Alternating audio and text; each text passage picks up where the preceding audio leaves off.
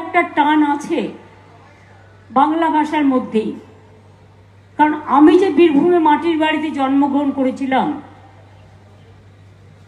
সেখানকার ভাষা বুঝলে আমি বুঝতে পারি যেটা বীরভূম, বাঁকুড়া আর মুর্শিদাবাদের ভাষা অনেকটা একরকম। এইরকম প্রত্যেকটা জেলা, প্রত্যেকটা অঞ্চল তার নিজস্বতা নিয়ে চলে। নানা রকম পুজো পার্বণ লেগেই আছে, মেলা থেকে শুরু করে খেলা সবই আমাদের পার্বণের মধ্যেই পড়ে, উৎসবের মধ্যেই পড়ে। ধর্ম যার যার আপনার, উৎসব কিন্তু সবার। তাই মা শেতলার এই পুজোকে কেন্দ্র করে এই পাড়া ভীষণ প্রাণবন্ত হয়ে ওঠে। এখানে মহিলারা দুর্গাপুজোও করেন, পাশে আমি আসি, প্রাণবন্ত হয়ে ওঠেন, পল্লবিত হয়ে ওঠেন, সুশোভিত হয়ে ওঠেন, কুসুমিত হয়ে ওঠেন, সঞ্জীবিত হয়ে ওঠেন, জাগরিত হয়ে ওঠেন। এবং সবাই, অনেকে আবার শীতলা পুজো, যেমন ছট পুজোয় ডন্ডি কাটে, শীতলা পুজোতেও অনেকে আবার অনেক প্রোগ্রামের মতোই, অনেক পুজোর মতোই বলছে 2500 লোক ডন্ডি কাটে এখানে। সব ধর্মে কিছু না কিছু আছে, আচার আচরণ তারা নিজস্বতা দিয়ে নিজের মতো করে পালন করে। আমাকে এই মন্দিরটি খুব আকর্ষণ করে এবং আমি মাঝে সাঝেই সুযোগ পেলেই চলে আসি, কিছু কিছু জায়গায় সুযোগ পেলেই চলে যাই। তেমনি এখানেও বছরে আমার 4-5 বার আসা হয়। সুতরাং শীতলা মায়ের মন্দিরে ওদের একটা দুটো আক্ষেপ ছিল, সেগুলো হয়ে গেছে, সুতরাং ওরা খুশি। পাশেই আমাদের ওখানে একটা ক্লাব ছিল, ওটাও করে দেওয়া হয়েছে। ওদিকে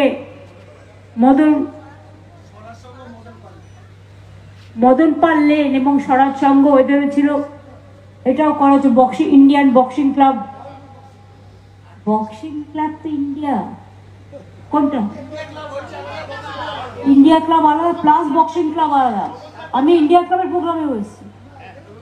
হ্যাঁ, এখানে তো এসেছি, এটা আপনার পাড়ায়, যেখানে আপনি বক্সিং লড়তেন। হ্যাঁ, 76 পল্লী ভেনাস পল্লীর কাজ হচ্ছে, বিভিন্ন জায়গায় চলছে। সুতরাং আপনারা সকলে ভালো থাকুন। অত সব বলতে পারছি না, অনেক সংঘ আছে এই পাড়ায়। প্রত্যেকটা পুজোয় তোমরা আমাকে পায়ে হাঁটিয়ে হাঁটিয়ে, আমি খুশি হই। আমি উদ্বোধন করার থেকেও বেশি পায়ে হেঁটে হেঁটে ঘুরি। কাজেই দুর্গা পুজো মানে আমার চাপ আরও বেড়ে যায়। প্যান্ডেলে প্যান্ডেলে ঘুরতে আমার ভালোই লাগে এবং এক একটা কারুকার্য, এক একটা কারু শিল্প, এক একটা শিল্পকলা আমাদের সকলকেই ভীষণ ভালো রাখতে সাহায্য করে। কাজকর্মের মধ্যে থাকলে মানুষ ভালো থাকেন, আর কাজকর্ম না থাকলে উল্টো পাল্টা মাথার চিন্তা ঢুকবে আর সেগুলো ধ্বংস করবে ব্রেনটাকে। আর কাজকর্মের মধ্যে থাকলে দেখবেন আপনার মাথায় কোনো উল্টো পাল্টা চিন্তা আসছে না। আরে কখনো কখনো মানুষের জীবনে খারাপ সময় আসে, কখনো ভালো সময় আসে।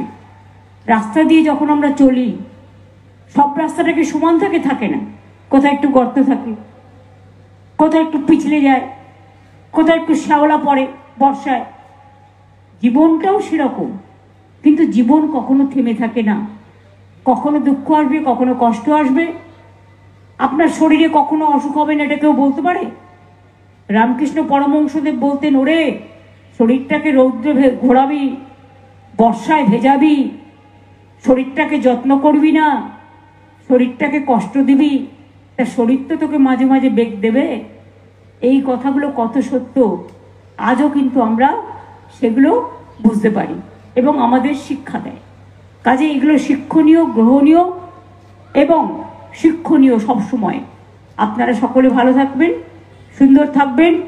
মায়ের কাছে এটাই আবেদন, মা সকলকে শান্তিতে রাখুন, ঠান্ডা রাখুন, আর যেন দুরারোগ্য ব্যাধি কারো জীবন কেড়ে না নেয়। মা গো, সকলকে ভালো রেখো, তুমিও ভালো থেকো। দুর্যোগ থেকে, দুর্ভোগ থেকে, দুরারোগ থেকে, দাঙ্গা থেকে, সন্ত্রাস থেকে, সব কিছু থেকে আমরা সবাই যেন ভালোভাবে সব পরিবার, সব মানুষ, সব মামাটি মানুষের কল্যাণ করো। মায়ের কাছে এটাই আবেদন।